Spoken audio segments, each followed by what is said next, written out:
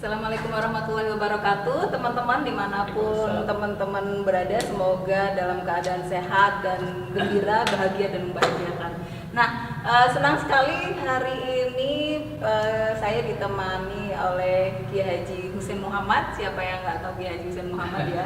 Tapi biasanya kalau saya dan teman-teman memanggilnya Buya biar lebih biar lebih merasa dekat gitu.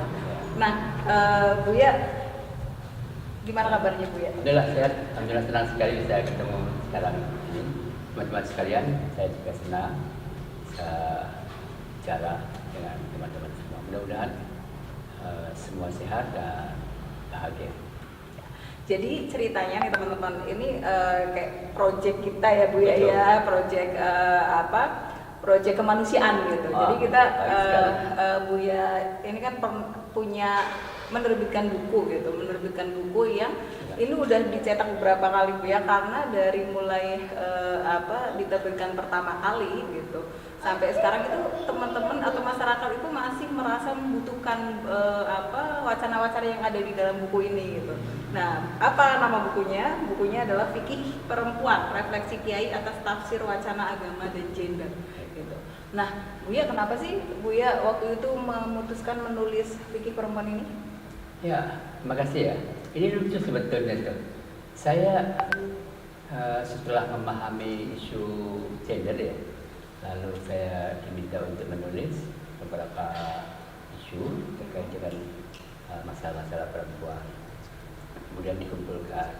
Saya mencoba menulis, menawarkan, ini pantaskah ya kalau diterbitkannya?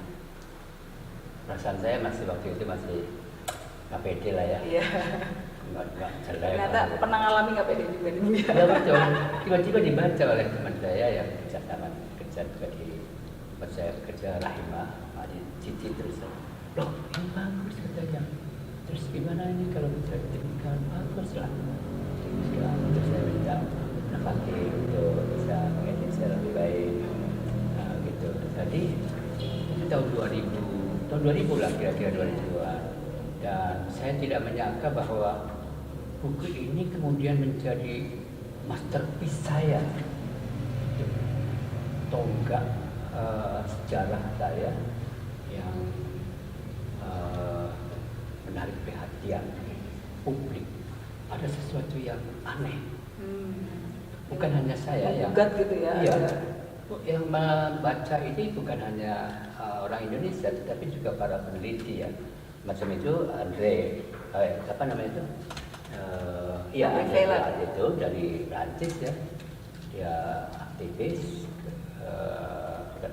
NU lah sebetulnya, peneliti itu. Dan kisah membaca buku itu dan menganggap bahwa ini penting,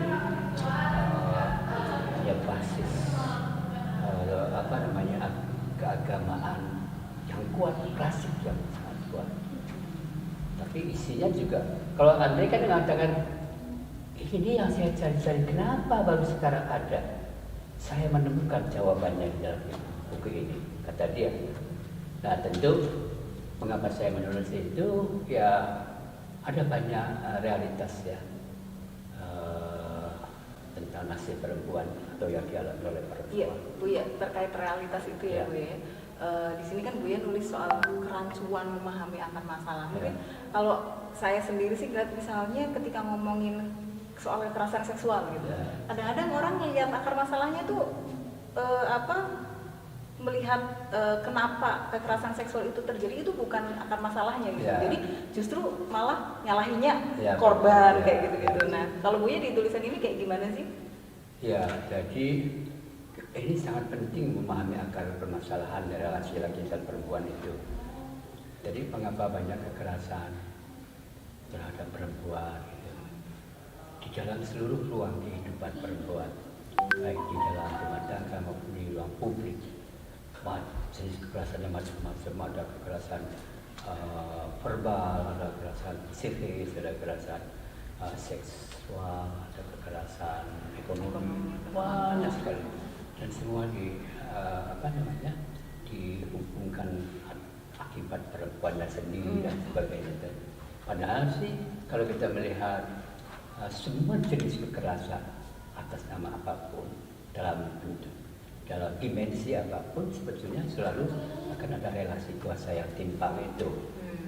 Jadi ada relasi kuasa yang timpang, di mana korban diposisikan sebagai orang yang lemah, gitu. Jadi ada pandangan bahwa perempuan itu lemah dan laki-laki itu kuat dan laki-laki itu penguasa dan seterusnya. Jadi itu persoalannya. Saya bilang selalu mengatakan mereka yang punya kuasa itu punya seakan-akan hak untuk melakukan sesuatu, bertindakan guru kepada direktur kepada bawah, gitu kan, atau ibu bahkan kepada anaknya bisa. Jadi itulah. Jadi dalam kaitannya dengan masalah relasi laki dan perempuan, maka ketimpangan itu adalah memposisikan secara normatif bahwa laki-laki lah pemegang kekuasaan itu. Nah, terus Bu ya, pemahaman soal akar masalah ini berkaitan nggak sih dengan pemahaman keagamaan, pemahaman keagamaan seseorang? Baik sekali ya. Jadi itu betul. Saya senang Anda Alif mengatakan pemahaman keagamaan, bukan agama. Begitu, itu penting sekali dicatat. Ya, apa ya? Cara pandang di dalam teks-teks keagamaan yang itu menurut saya adalah tafsir, itu memang banyak menempatkan perempuan sebagai subordinat. Itu laki-laki sebagai superior, perempuan sebagai inferior. Ayatnya ada, hadisnya ada. Jadi saya selalu bertanya, apakah relasi timpang ini mendapatkan legitimasi agama atau tidak? Sebetulnya itu. Kalau melihat pada teks-teksnya baik Al-Quran hadis yang dibaca secara sekilas atau secara literal, itu maka mungkin orang akan memahaminya ya betul. Agama mengatakan agama pada memberikan keagamaan. Laki-laki memang pemilik kekuasaan atas tubuh perempuan, misalnya kekuasaan perempuan. Ulang balik sekalinya Ar-Rijal Qawwamuna, kan gitu. Betul. Ar-Rijal Qawwamuna 'alan nisa. Ini kan ayat Al-Quran. Laki-laki adalah pemimpin, pendidik, pengayom, pelindung. Ya, saya mengatakan gini, meskipun kata-kata itu seakan-akan manis ya, baik ya, pelindung, pengayom, orang tidak ingin mengatakan pemimpin gitu. Tapi bagi saya tidak ada bedanya. Yang itu adalah menunjukkan bahwa subjeknya adalah laki-laki, perempuan sebagai objek. Itu laki-laki pemimpin, perempuan dipimpin. Laki-laki pendidik, perempuan dididik. Laki-laki pelindung, perempuan dilindungi. Jadi posisinya posisi subordinat, posisi lemah, posisi apa? Itu. Apakah betul kan mengatakan begitu? Lalu kan kalau kita berhubungan dengan teks-teks keagamaan yang lain, jadi saya sebetulnya terganggu pikiran dasar saja. Oh, Tuhan ya bisa mengutamakan satu kelompok subordinat, membenarkan subordinasi manusia. Itu gimana ya? Itu ketika saya mencoba menghubungkannya dengan manusia itu kan sama ya. Yang paling utama, paling unggul itu adalah ketakwaannya, bukan silaturahminya dan sebagainya. Jadi di situ. Jadi pertanyaannya tadi kalau mau saya jawab, bukan agama yang melegitimasi kekuasaan laki-laki atas perempuan dan dengan demikian dia menjadi pemimpin dan seterusnya. Itu tetapi pandang atau pemahaman keagamaan kita atas itu, atas posisi seperti itu. Satu itu ya. Tapi yang kedua sebetulnya adalah boleh jadi benar, tetapi sifatnya kontekstual. Nah itu. Konteksnya pada. Iya. Jadi ayat Al-Quran begitu itu benar. pada saat pada saatnya di situ. Nah, itu aja. Jadi sebenarnya bisa nggak sih Bu ya kita memulai mewujudkan keadilan gender dengan membongkar pemahaman keagamaan itu? Ya, tapi begini ya, saya kira saya beruntung mendapatkan satu pengetahuan yang karena saya terbuka, saya ingin hati saya terbuka terhadap apapun yang masuk ya, pengetahuan apapun lah, tidak melihat siapa yang dari mana tidak. Itu memberi pengetahuan kepada saya, ada istilah gender, gitu. Apa sih istilah gender? Itu menurut saya dasar untuk memahami siapa sih perempuan itu, apakah siapa laki-laki itu, bagaimana sih relasi, apakah laki-laki dan perempuan itu berbeda atau sama sih? Oh, ya begini saya bilang, berdasarkan pengetahuan itu, laki-laki dan perempuan itu ada kesamaan dan ada perbedaan. Perbedaannya itu pada biologis, betul ya, bahwa tubuh lah, saya biasa bilang tubuh laki-laki berbeda dengan tubuh perempuan, struktur tubuhnya itu berbeda sama sekali, dan ini adalah given, itulah kodrat. Nah itu yang penting, bahwa perbedaan laki-laki dan perempuan dari aspek biologis atau tubuh, struktur tubuh itu memang Tuhan yang menciptakan itu. Tetapi di luar itu, pikiran, hasrat, perasaan itu sebetulnya relatif sama saja, sama Laki-laki dan perempuan. laki-laki dan perempuan.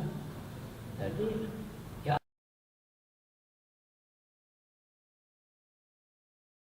ada perempuan lemah, laki-laki kita perempuan lemah, ada perempuan pintar, laki-laki lemah. Terusnya relatif sekali, betul. Ini namanya gender. Nah kalau level gender maka dia kita menyebutkan dibuat oleh kita, diciptakan oleh kita sendiri. Bahasa kerennya yang populer itu adalah konstruksi sosial, konstruksi kebudayaan, konstruksi politik. Begitu yang terjadi. Apakah bisa? Bisa.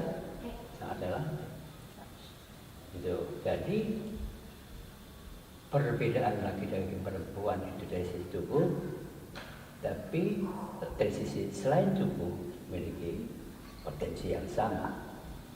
Itu bukan sesuatu yang normatif, bukan sesuatu yang given, tapi semua diusahakan oleh manusia, oleh sistem sosial, oleh sistem politik dan seterusnya.